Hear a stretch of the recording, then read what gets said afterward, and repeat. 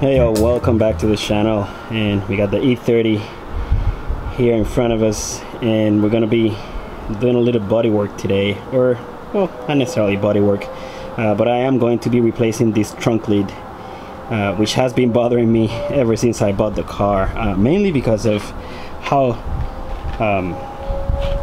bad this leaf spoiler is looking. You can see here all of these white scuff marks where the paint has failed. It looks pretty terrible, and I've been hesitant to just remove the lip altogether because I don't even know what the trunk lid's gonna look like underneath. And not only that, there are some issues here. If you can see that right there, that's a big dent that comes from the inside. I don't know how that happened. It's kind of raised up. I can probably tell by the camera, and it's starting to rust. And the paint is in pretty bad shape overall. This also had I guess a 325 ES badge at some point. You can tell by the marks there. That's been removed, and it just, I don't like how it looks. I'd rather have the 325i badge in there if I can.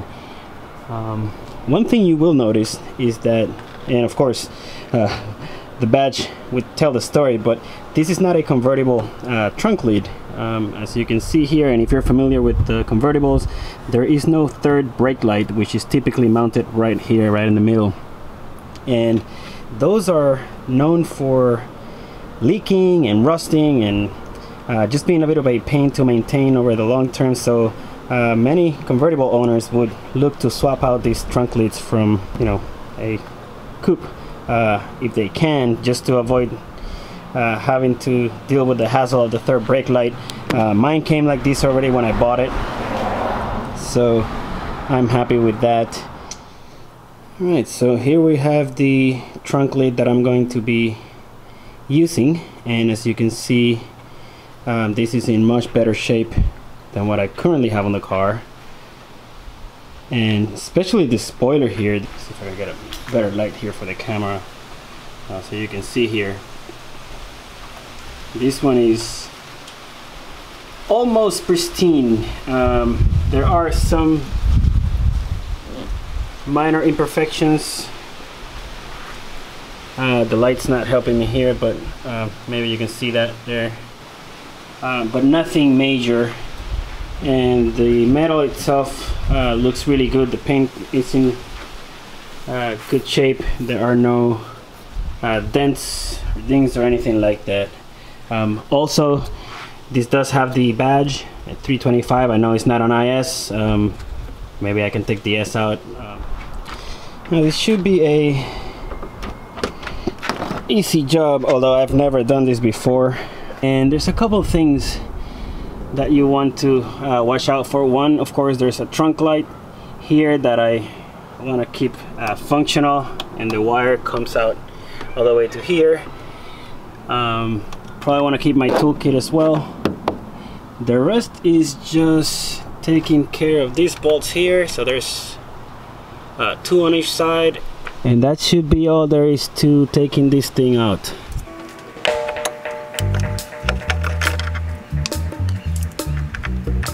Just noted there is no plug here. This is actually soldered directly in. So let's see what we got here. This one does have the plugs, so there's a switch. There's a light.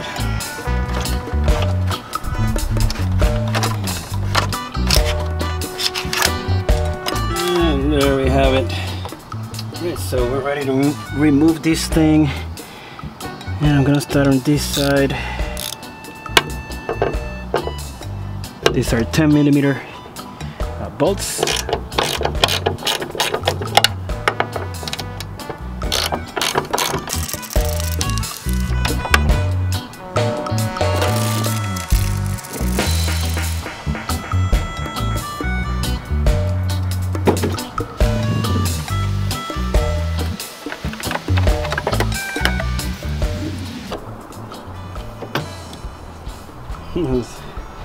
And there we have it, no trunk lid, because that's one way of cutting some weight for the track.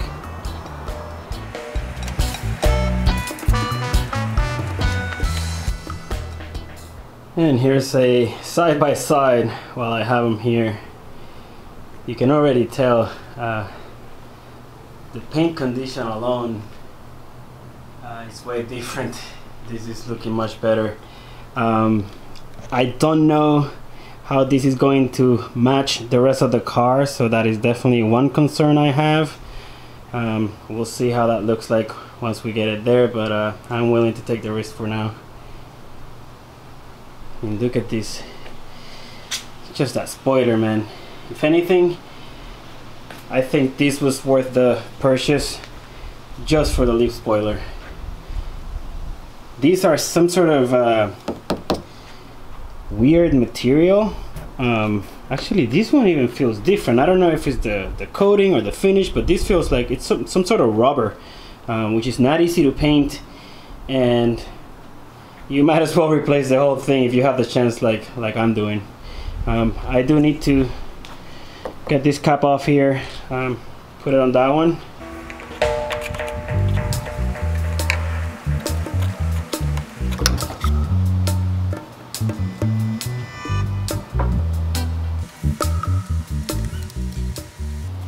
I'm gonna have to do something to keep this in here. It doesn't have the grommets. Although I can probably remove the ones from the other trunk. Probably why this has all these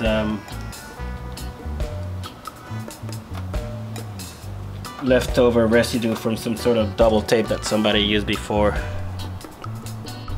Alright, so I was able to transfer this successfully. I did have to pull the little grommets from here, but it wasn't that bad.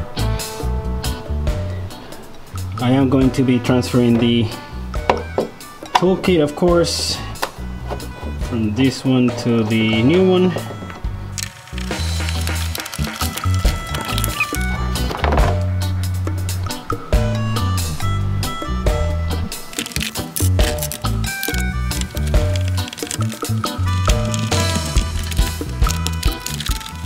Perfect. And I have already transferred these two bolts here in the bottom. These are gonna slide in. Now we're ready to get this installed.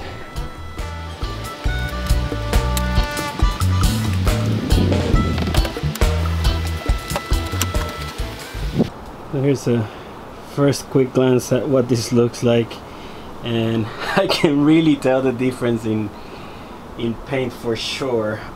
Good thing you have to be looking at it from basically this angle to notice it's not like a fender or a door. Although I have some faith that once I get this paint corrected and polished, it's going to look a lot similar to this, and the difference won't be that noticeable. But this looks, even with the difference in paint, of course, this already looks better than what I had before, so I am definitely going to keep it. So now I just need to bolt this thing, adjust it, and get the lights on and everything else. Now, in order to adjust, and line up the lid, just take your time, be patient. The trick here is to just first tight these bolts, the ones on the top that are not really adjustable, enough so that there is very little play. The ones in the bottom stay sort of loose. Those are the adjustable ones, and you do that on both sides. And then you're gonna close the lid and do your first round of inspections. And the best way to do this is to just look at this gap here all across and make sure it's uniform in both sides. Same with these corners here and the lights, etc. So once you've done that, you can then go ahead and always very carefully, as much as you can, to raise the lid without moving from where you had it. Then you can then tighten the bolts in the bottom, Again, not completely tight, but just enough so that there is very little play. After that step, the last step is going to be to close the lid, and then it should be somewhat hard to move it now because both bolts, right, all 4 bolts are tight, but you should still have enough play that if you have enough force, you can move up or side to side or down and really, you know, find the best fitment possible, and really, you know, get those caps where they need to be. I think I got it as close as possible. It actually looks perfect to me, and that will be your final adjustment, at which point again you raise this back up and then torque these bolts down to spec.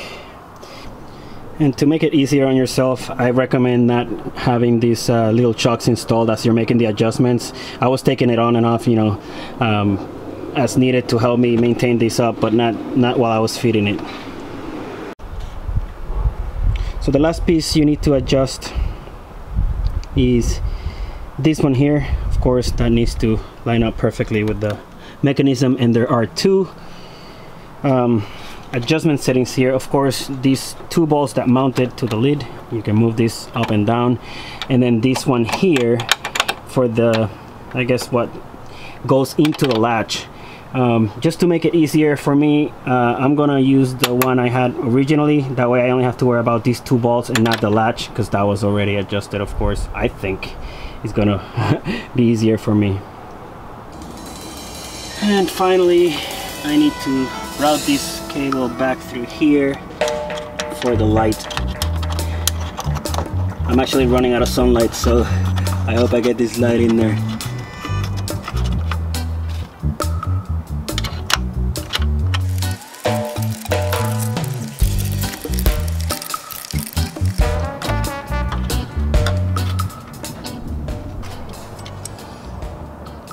Now we're gonna put this switch back to where it was.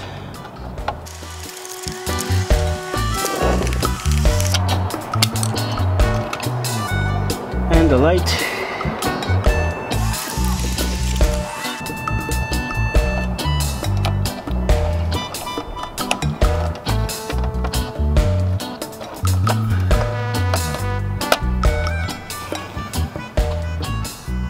There you have it. Lights installed. Trunk lid's installed, and it's looking much nicer than before, that's for sure. I actually like the badge. It's looking kind of weird with nothing there, and as I said earlier, you can definitely tell the difference. Probably not that much in camera, but trust me, you can tell the difference in paint quality, or in the shape of the paint, if you will. Other than that, I think it came out perfect. All in all, I'm very happy I found this trunk lid. And as I mentioned earlier, I do plan to do a full paint correction on this car.